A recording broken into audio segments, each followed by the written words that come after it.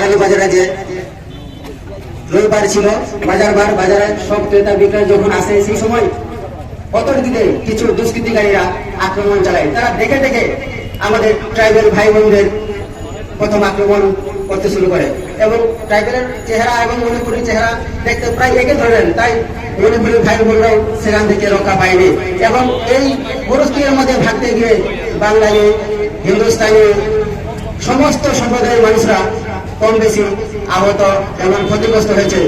বিক্রেতাগণ বাজারে যে জিনিসপত্র নিয়ে এসেছে তাদের জিনিসপত্র ফেলে যেতে হয়েছে এবং যারা মাংস বিক্রেতারা মাংস বিক্রি করতে এসেছিল তাদের মাংস ফেলে তাদের যেতে হয় এবং মাংস তাদের সামনে লুটপাট করে নিয়ে যাওয়া এবং তাদেরকে মারধর করা হয়।